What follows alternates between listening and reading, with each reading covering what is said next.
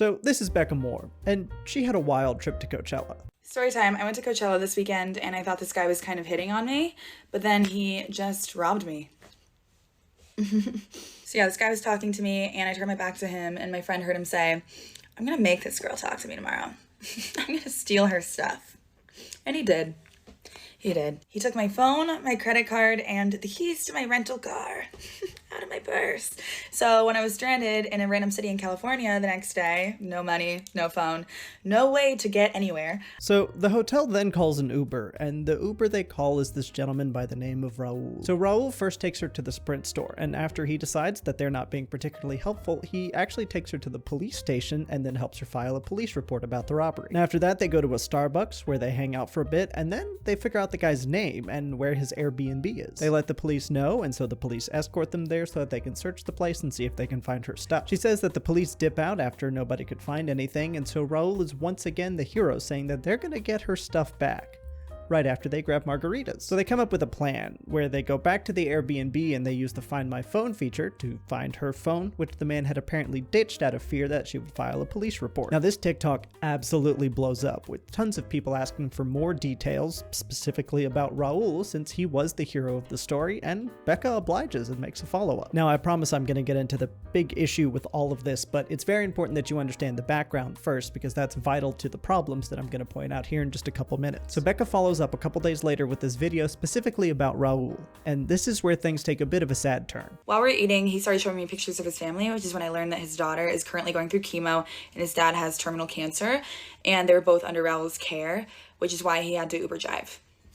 This is one of the saddest sentences that I have ever heard. Raul's father and daughter are both going through cancer, and he's desperately trying to help them on an Uber salary? The TikTok then goes on to talk about Myra and how Raul had ended his Uber shift early to try and help out Becca since she was lost and stranded. So as a thank you, Becca started a GoFundMe page to try and help a little bit with the expenses that are associated with taking care of your dad and your daughter while they're going through chemotherapy. And finally, we get to the last part of the story where we learn that Raul's father has passed away from his cancer. So in addition to the chemotherapy and the other expenses associated with the medical treatment, they now also have to pay for a funeral, as well as Myra's senior prom, which includes things like a dress and a wig. The TikTok then ends with a request to either go donate to the GoFundMe if you can afford it, or to just share the TikTok and try and spread the word. Now that you know everything about this story, I need to talk to you about the two big issues that stood out to me, because it seems like there's a lot more here than meets the eye. But before we jump into that, three things need to be said right off the bat. Raul is an incredible person who helped out a stranger for no other reason other than his heart is good and she needed help. If all of us were a little more like Raul, the world would be a better place. Second, Becca is an incredible person for using her platform to try and help out someone in need. She has 1 million followers and she did everything she could to try and get him the help that he deserved. Both of them are entitled to all the praise and congratulations that they're getting right now, both on and offline. Thirdly, Raul's father and his daughter are people of unbelievable strength. It's impossible to fathom what he went through and what she's still going through with their cancer. And now for the issues. One is Raul's position in the entire situation, and the second one is the media's coverage of the situation. Starting with Raul's position. When I was watching the TikTok for the first time, I realized,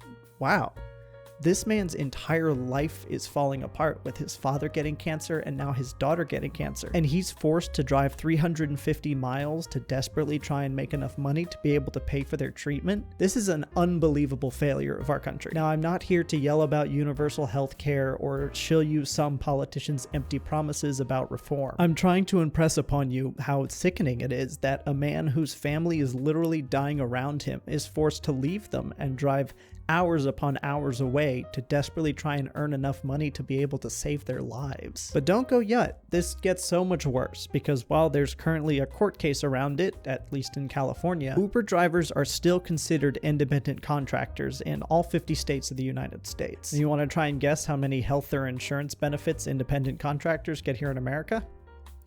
Yeah, 0. And again, I'm not interested in trying to sell you on a political party, but here in the United States, there are a lot of Rauls, people just working their tails off trying to make ends meet, and then when something tragic like cancer strikes and they're not prepared for it, they just are left with nothing as they try to deal with the situation. Tying insurance and health benefits in general to an at-will employment system is one of the worst ideas ever. Now, it is possible that the mother has insurance, and I desperately hope she does. But even if she does, it's not even guaranteed that all the costs will be covered by her insurance. Most likely, most of the costs will be covered, but I looked around and it seems like possibly as much as $6,000 to $10,000 per year won't be covered. And if you're living paycheck to paycheck, that's a tremendous amount of money. I'll get to part 2 here in a second about the media's coverage, but there is a little bit of good news in that under Obama's Affordable Care Act, insurance companies are required to cover cancer treatment, and it's illegal for them to increase rates or refuse you service based on your status. Status being whether or not you have cancer. So if the mom does have insurance, it will be covered under that, but there's still copay which won't be covered, and also if they need to use any experimental treatments, that won't be covered under insurance either. And experimental treatments can cost a fortune. Now, the second issue I have is with the media's coverage of this. In our story about Raul's saint-like actions, Raul is unequivocally the hero, and Becca is an incredible person as well. I am not downplaying her contribution or the things and the good she did in the situation, but Raul is the hero. And guess which one of them is more prominently featured in almost all media coverage about the situation?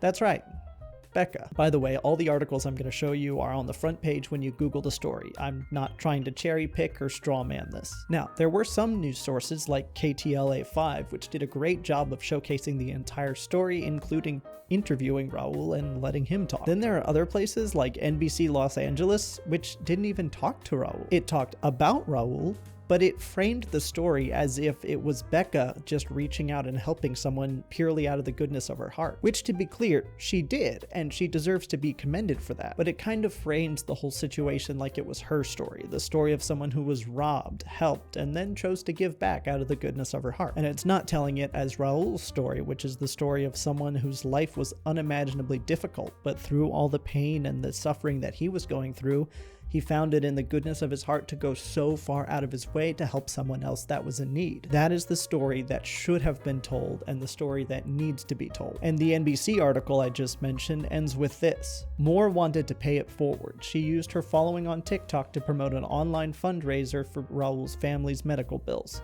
So far, the fundraiser raised more than $135,000. My original goal for the GoFundMe was $1,000, and in 24 hours, we hit $100,000, she said. And this almost physically hurts to read. Moore wanted to pay it forward. She used her following. So far, her fundraiser has raised more than $135,000. Her original goal was $1,000. Are you seeing the issue here? And look at this next headline. This influencer is raising money for her Uber driver after she got robbed at Coachella. That's not the story. That's only part of the story. And while technically everything in that headline is true, this is not what happened. If I said to you, hey, did you hear about the TikTok influencer who's raising money for her driver at Coachella after she was robbed? Then you would have no idea that Raul is the hero, fighting so many losing battles. Influencer's bad luck at Coachella was a blessing for a Fresno Uber driver. And over here in the report, about 20-ish seconds in, this pops up. Influencer helps Fresno Uber driver. Which is true, but it leaves everything out having to do with Raul, who, to say it again, is the hero of our story. The core story of who Raul is and the sacrifices he made and the story that he has to tell is being perverted in the favor of featuring someone who's got a bigger audience and is more conventionally attractive. And it boils down to the simple fact that probably they just made more money by prominently featuring Becca at the front of these news stories. And that just feels so wrong. Now, I'm sure there's a lot of people saying that there's some big statement or argument that needs to be made about pretty privilege or race or clickbait titles. And maybe there is, but I don't think I'm the person that should be making that argument. While I disagree with the headlines making her out as some Mother Teresa swooping out of the clouds to rescue her destitute Uber driver, I do want to offer another perspective. Probably the story would have gotten less attention if the attractive blonde TikToker wasn't prominently featured, which then begs the question, if these channels and networks were trying to get the word out to the most people about Raul's situation to try and get him the most help possible, then wouldn't it be right for them to prominently feature whoever would get more clicks? And to that I say, no, that's stupid. And to myself who just said that, I say, just because I think it's stupid doesn't necessarily mean that it is stupid. I am very often wrong about just things. And This is where I'm curious for your thoughts on the situation. I really want to know what you think about everything I've just said in the story and Raul and how it's presented. I'm eager for other perspectives that will help me learn and grow, so please leave those in the comments, and thanks for watching.